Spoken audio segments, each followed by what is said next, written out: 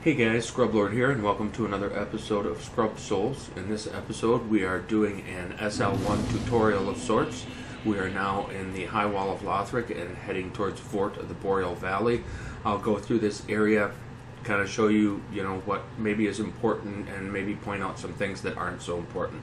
So the first thing you want to do is go ahead and equip yourself the fire bombs here, because we're going to take on the Pus of Man that's over in that castle area over there, because the first time you kill them they always drop a Titanite shard, and we could really use some Titanite shards. So let's see how it goes. So when you first come up the stairs here, you're going to want to take out this crossbow guy real quick, and then just start chucking fire bombs at this guy after he changes. You can kill him before he changes and you won't get the Titanite shard, so make sure you get the Titanite, let him change first before you start chucking fire bombs at him. Now he will kill you if you just stand here, and he almost kills me here. So retreat, get away, get back down the stairs, and find a way to bait him out again. We'll see what happens here. So I didn't really intend it to work out this way, but I got kind of lucky, and he's hanging his head out over the balcony there, whatever you want to call it. That makes it kind of easy. So first one down. Now you can farm these guys, and they might drop you more Titanite shards, but they're not necessarily something they drop every time, but they drop it every time on the first time you kill them. So, I mean, you can go over here and go ahead and grab your bow, but you're not going to be able to use it ever. Make sure you come up to this area with the dead dragon on this platform and kill this guy fast so that he doesn't alert the others. You can go ahead and kill them and see if they'll maybe drop you a shard. They can. But what you really want is up here, and that's the binoculars. And the reason you want the binoculars is because you can't use any bows, but you can use crossbows. Problem is you can't aim crossbows, so those binoculars could come in handy to you. Behind the dragon you'll find a little drop off here. Make sure you go down here so that you grab your lightning resin, because that could definitely come in handy. I aggroed the dragon and then ran up there trying to get the deep axe from the mimic, and ended up dying to the mimic.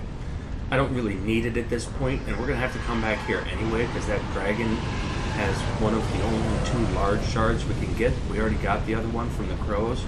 So we'll come back here when we've got an upgraded weapon. That mimic's just annoying to try to kill when you're not doing much damage. I went ahead and ran past the knight. I'm trying to touch up this second bonfire, but it turns out that he's following me.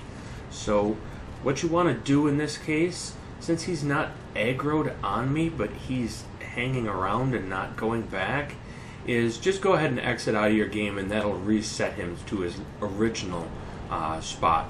You see speedrunners do that a lot, but it comes in kind of handy at SL1 on occasion too. And as you can see, he's just hanging out, so I can't light the bonfire. Down the stairs from the night, or the bonfire, you'll find another rooftop with another Pus of Man. So I recommend that you kill him. If he proves too difficult, it's not critical, but you really want that shard.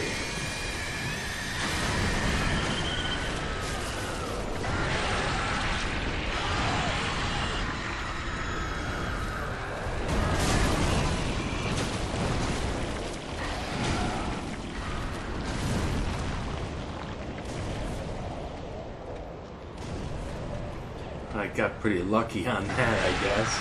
But he's down, and I got my shard. Should get 1 shard and 1 ember for that.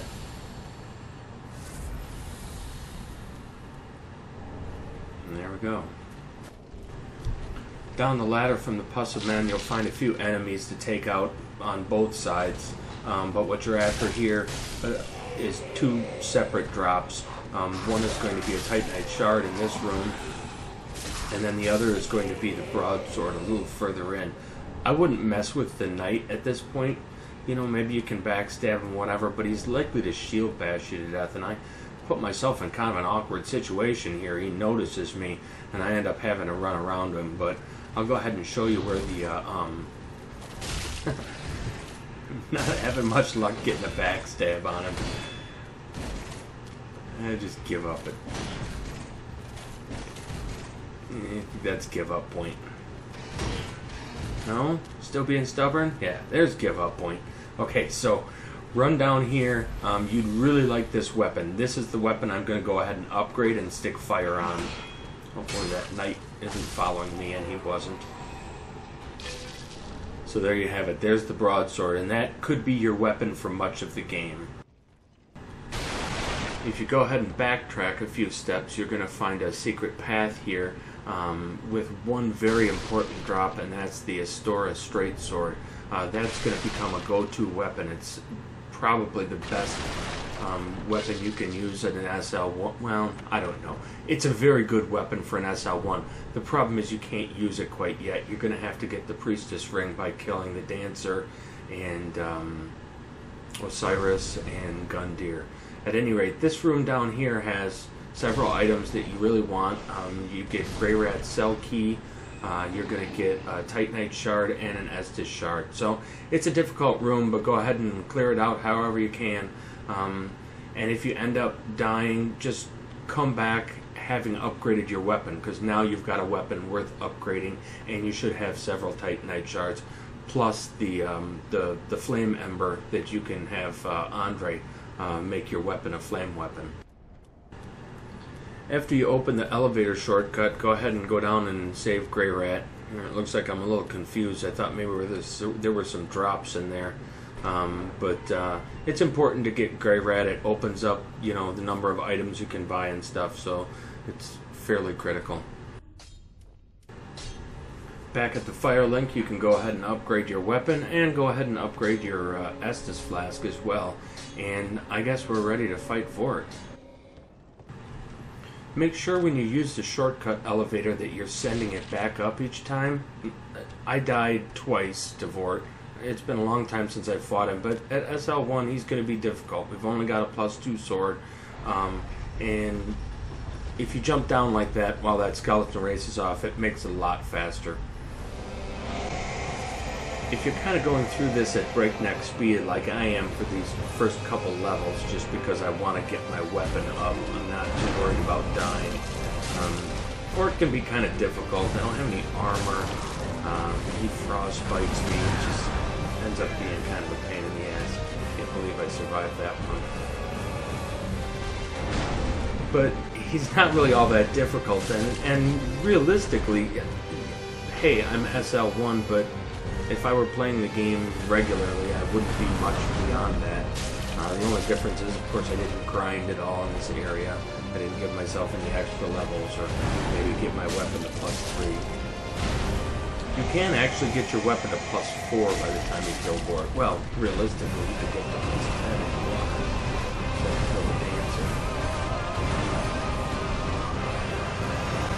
Stay away from those charge tanks, you'll be fine. The biggest problem here is just no stamina.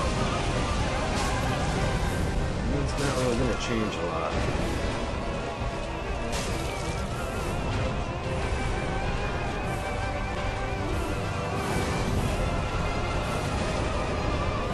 Actually, that shield helped me out a lot. Alright. So, one proper boss down. I guess 2 total. Thanks for watching. Leave a like and subscribe. And check back to see how I'm doing on my SL1 run of Dark Souls 3.